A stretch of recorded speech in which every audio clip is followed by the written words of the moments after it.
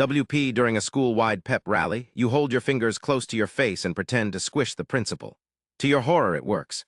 Jack Hollies was not particularly smart, nor was he particularly dull. He was not especially athletic, nor especially sedentary. He was neither exceptionally handsome nor exceptionally unattractive. He was not popular, nor was he an outcast. Till June 4, 09, 03, 47 EST, the only remarkable thing about Jack was just how unremarkable he was. Like most students at Southbridge High, he was bored stiff in the stifling heat of the assembly hall, waiting to hear the grown-ups, the real ones with their long, deep voices and established beards, wax poetic about the wonders and virtues of the graduating senior class. As a junior, Jack had sat through 2 of these previously, and was not especially looking forward to sitting through a 3rd. He had no idea that he ought to relish these seconds, as they were the last normal ones of his life. Meanwhile, for Mr. Lawrence Larry Perry, these would be the last moments of his life. The middle-aged principal had polished off 4 cans of Celsius that morning alone, but it seemed to exclusively raise his heart rate. The man felt like a turbo-powered zombie, ready to shuffle through yet another assembly. It was his 22nd, 7th as principal, and he had experienced a level of boredom with them that the kiddos in the chairs couldn't even fathom, he reckoned. For one, he had no option of sneaking a phone, and 2, as he stood next to Mrs. Gregoria Capelli, superintendent of schools, yammering on about district projects that not a soul cared about, he had to consider. That was it. 52 years of life on Earth were over. No grand goodbye, ashes to ashes, dust to dust. He never knew what hit him. His final thought on Earth revolved around Capelli's metrics and deadlines, something he would have loathed had he known it. But he hadn't known it because he had no idea what happened to him. Neither did anyone else. Some students ducked, instinctively fearing a shooting. Others recognized that there was no way Mr. Perry had been shot unless it was by a rocket launcher, and reasoned that something must have fallen on him.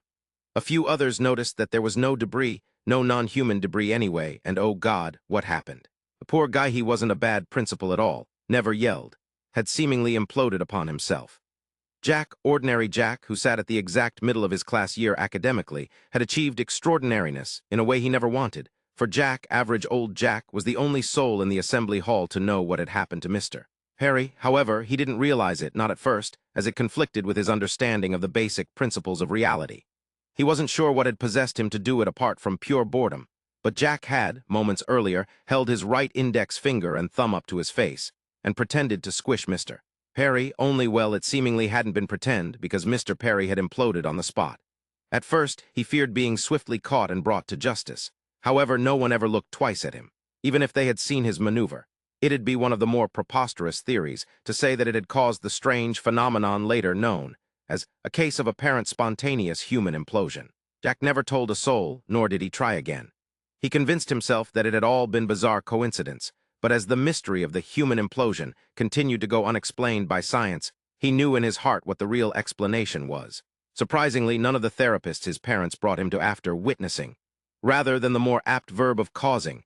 As far as he was concerned, the incident seemed to change the boy in peculiar ways, some of his changes being more withdrawn, retreating into his own inner world, becoming painfully shy, insomnia, oh boy.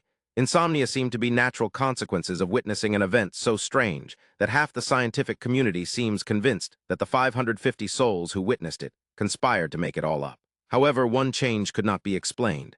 Whenever Jack went anywhere, he sat on his right hand. It got to the point that he taught himself to clumsily write with his left. He never explained it, as he couldn't find the words to, and besides, who would believe it anyhow? It was rather odd, but not really harmful, his parents supposed. They were, however, quite relieved when it stopped, almost 2 years later.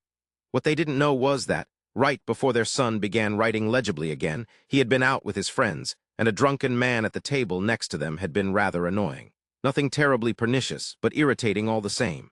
The spitball had been the last straw for Jack. Jack's parents had no idea what their child, their light, their pride and joy had tried to do to that man. Instead, they framed the next birthday card they got, written in his normal block letter handwriting rather than the southpaw chicken scratch they'd slowly become accustomed to, figuring that he was moving forward in life. And indeed he was.